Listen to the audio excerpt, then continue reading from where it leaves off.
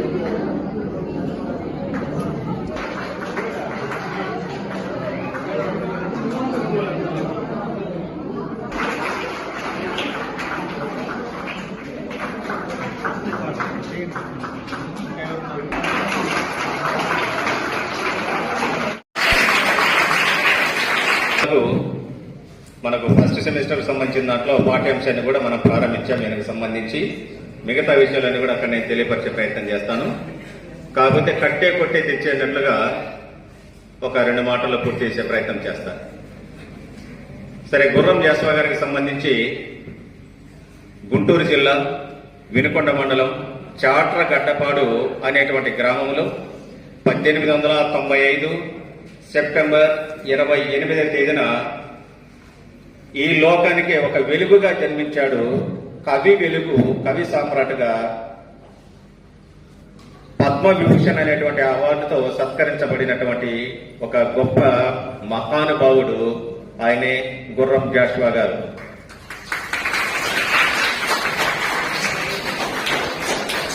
సరే, ఆయన ఒక మాట అన్నారు ఇక్కడ,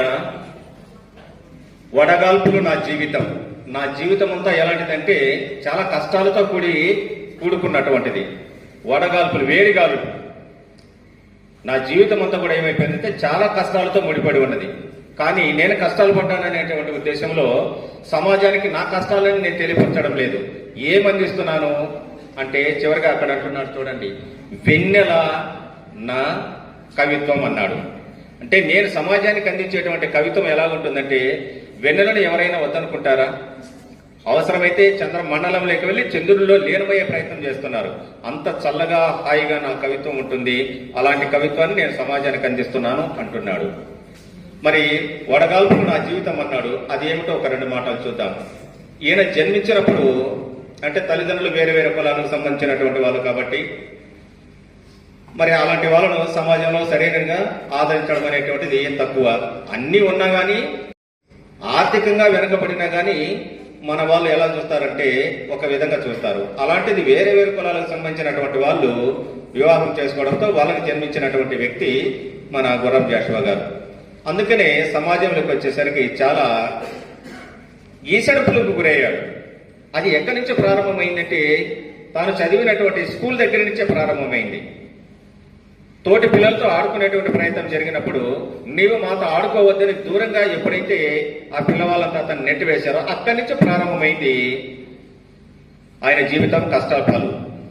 అందుకనే సమాజానికి మంచి సందేశం ఇవ్వాలని చెప్పి వెంటనే ఆ సమయంలోనే తనను దూరంగా ఉండమని చెప్పినటువంటి ఆ పిల్లవాడిని ఇక చంప పిడేలున ఒక దెబ్బ కొట్టాడు.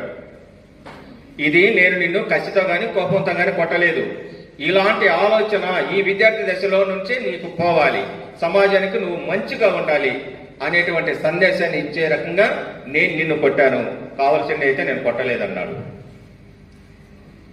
ఇక అక్కడ నుంచి పెరుగుతూ ఆయన ఒక కవిత్వానికి సంబంధించి గురువులుగా తిరుపతి వెంకట కవులని వాళ్ళను గురువులుగా చేసుకున్నాడు. ఒక రకంగా ఏకలవ్యుడిన. ఎందుకంటే శిష్యర్కం ఎవరి దగ్గర కూడా చేయలేదు. శిష్యర్కం చేయలేదు కాబట్టి తనతో తానే వాళ్ళని చూసి నేర్చుకున్నాడు.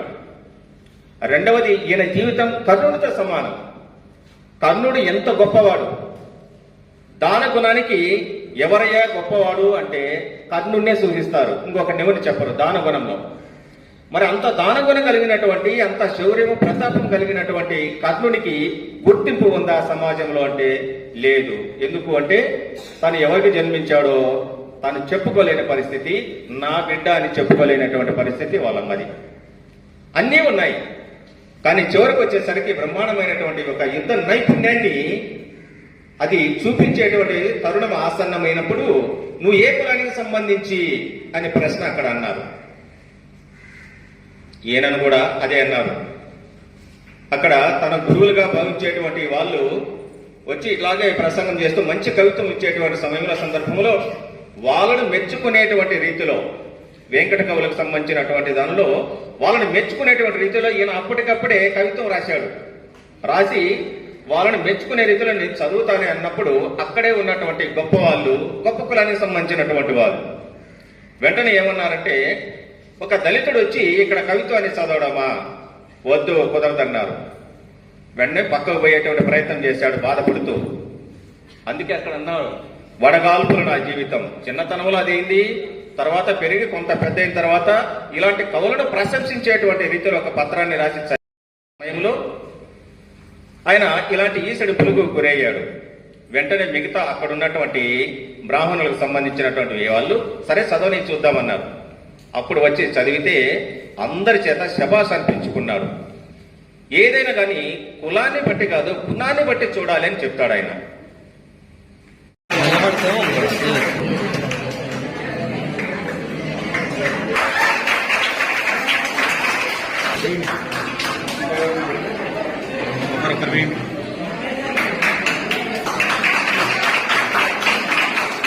ఇట్లా చూడాలి.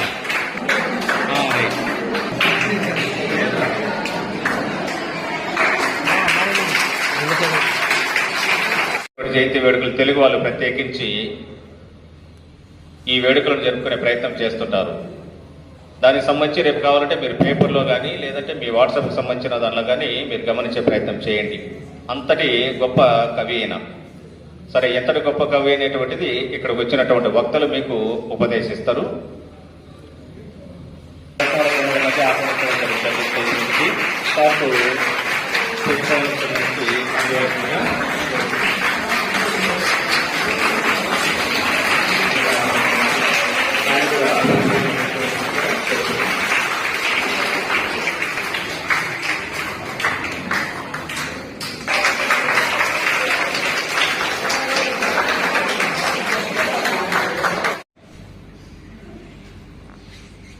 ఈయన కూర్చొని ఇక ఆయన వంతు వచ్చినప్పుడు ఈయన ఏం ప్రసంగించలేదు.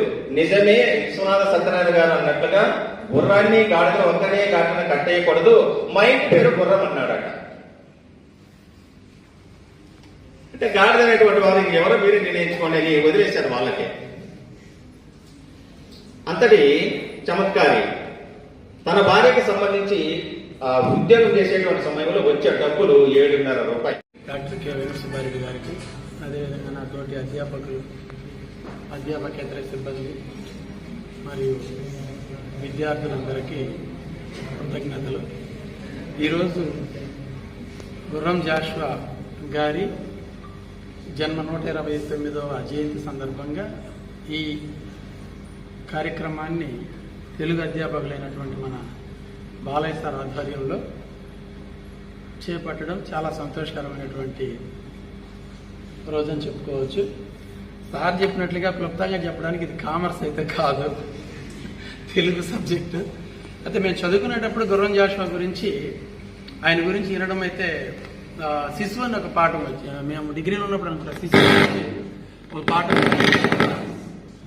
చక్కగా ఆ పాఠం వింటూ ఉంటే మనం ఒక జన్మించినటువంటి ఒక శిశువు తను ఈ ప్రపంచం గురించి ఏమీ ఆలోచించకుండా ముల్లోకాల గురించి ఆలోచిస్తూ ఎక్కడో ఉంటాడో, అతనికి ఏమీ తెలియదు. అలా అతని గురించి చాలా చక్కగా ఆ పొత్తిలలో బిడ్డ ఎలా ఉంటాడు అనేది చాలా చక్కగా వివరించాడు గుర్రం జాషువా గారు.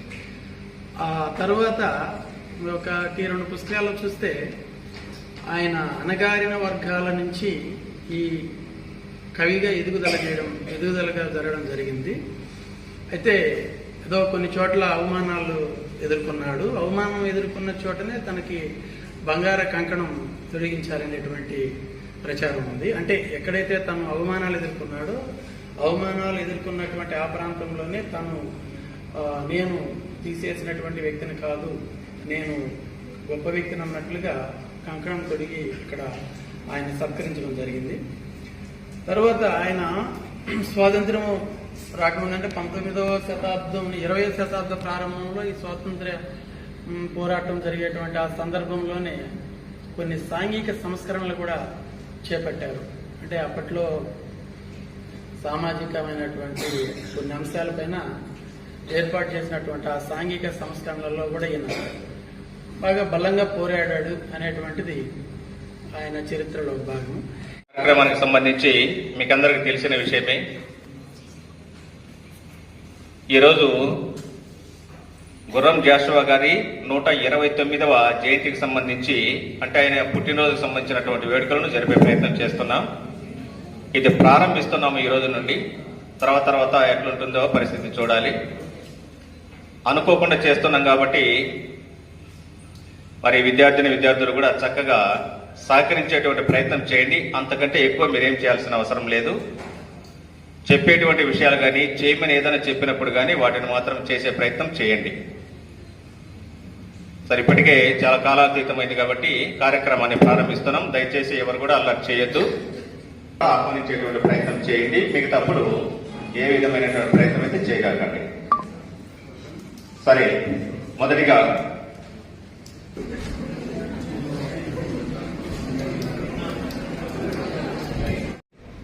ఏ ఫేజ్ లో జాయిన్ అయినా కూడా మనకు మళ్ళీ మిమ్మల్ని అందరినీ జ్ఞానభూమి పోర్టల్ ఈసీ కానీ 10th క్లాస్ మార్క్స్ కానీ ఇంటర్